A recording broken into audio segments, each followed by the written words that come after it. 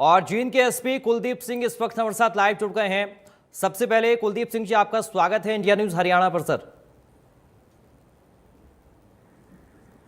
SP साहब, मैं समझना चाह रहा हूं अभी क्या ये पूरा मामला है, चूंकि आप पूरा इन्वेस्टिगेशन कर रहे हैं, क्या निकलकर इसमें सामने आ रहा है? रोहित गुदारा, गोल्डी बराड़ ने जिम्मेदारी ली है, सोशल मीडिया पर बाकायदा एक पोस्ट भी आया है इसका।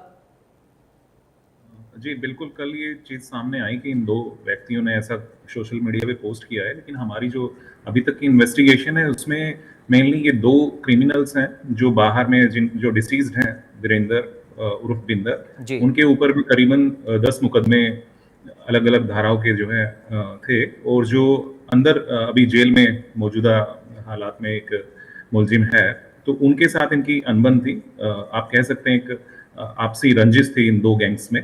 तो उसके चलते उनके पिताजी के ऊपर इन्होंने पिछले कुछ दिनों में हमले करवाए थे, तो उसमें उनको चोट लगी थी। तो उसी का बदला लेने के लिए बिंदर के ऊपर जो है ये हत्या की इरादे से इन्होंने अटैक करवाया, जिसमें उनकी हत्या हो गई। तो इसमें ना ही कोई एक्साइज की कोई बिजनेस से रिलेटेड कोई रंजिश सामने आती है।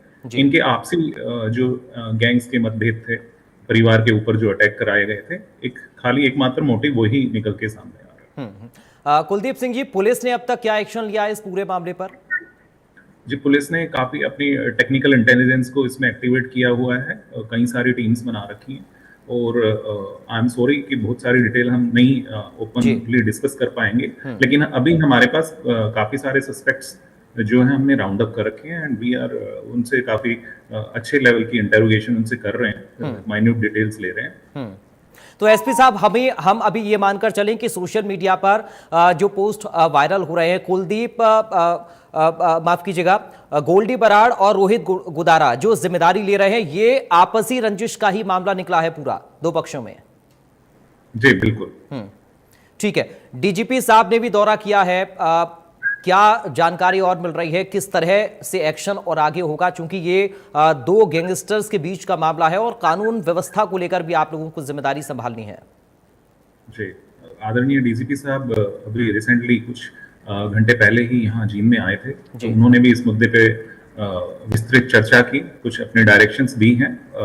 उनका भी यही मानना था, हमारी अब तक की इन्वेस्टिगेशन में जो डिटेल सामने आई, कि ये किसी भी एंगल से एक्साइज की जो इन्वेस्टमेंट हो रही है, ठेके अलॉट हो रहे हैं, तो उनसे रंजिश कहीं भी ये रिलेट नहीं होती है। ये दो जो क्रिमिनल एलिमेंट्स रहे हैं, पास्ट हिस्ट्री उनकी रही है, उनमें से एक जेल के अंदर है, तो उनकी जो फैमिली के ऊपर इन्होंने एक दूसरे की अटैक किया है, तो उसी का बदला लेने के लिए इन्होंने ये काम किया। और जो सोशल मीडिया की पोस्ट का जहां तक बात है, तो वो अनवेरिफाइड है। पर्सनली मेरा ओपिनियन ये है कि इस तरह के जो एंटी सोशल एलिमेंट्स हैं, उनको इस तरह के मौके जब मिलते हैं तो वो जिम्मेदारी लेने में आगे आ जाते हैं। मेरा इतना कहना है इस बारे में। सोशल मीडिया पर या फिर हम भी वो फुटेज दिखा रहे हैं जो सीसीटीवी का है, जिसमें हाथ में हथियार लेकर हमलावर फायरिंग करते हुए नजर आ रहे हैं, दौड़ लगा रहे हैं, भाग रहे हैं। उन लोगों के बारे में आप कुछ बता पाएंगे सर? जैसा मैंने कहा, हमारे पास बहुत सारे डिटेल्स हैं, लेकिन मैं अपने आप को रोकूंगा कि वो सारी मैं ना शेयर करूं आपसे। जी ठीक है सर, आपकी अपनी सीमाएं हैं, लेकिन फिर भी मैं ये जानना चाह रहा हूं कि दो पक्षों के बीच में रंजिश और उसके बाद ये पूरा मामला, ये हत्याकांड पेश आया। आगे आने वाले वक्त में इस केस को लेकर, इस केस से जुड़े हुए जो लोग हैं, उन लोगों की सुरक्षा या फिर आगे इस तरह की सिचुएशन ना बने, इसको लेकर आप क्या कदम उठा रहे हैं?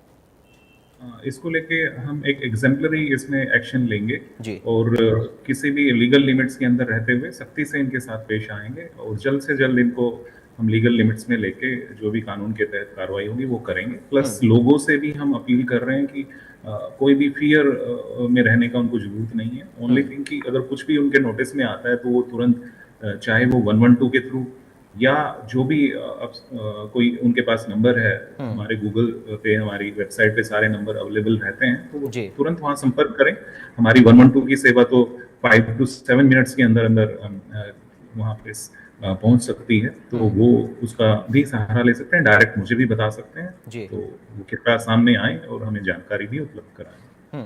एसपी साहब, 4 लोगों को राउंड अप किया गया है, कुछ और भी लोग आपकी रडार पर हैं जिनसे इन्वेस्टिगेशन आप लोगों को करना है, या फिर कुछ और इनसे जुड़े हुए लोग हैं जिनकी तलाश पुलिस कर रही है?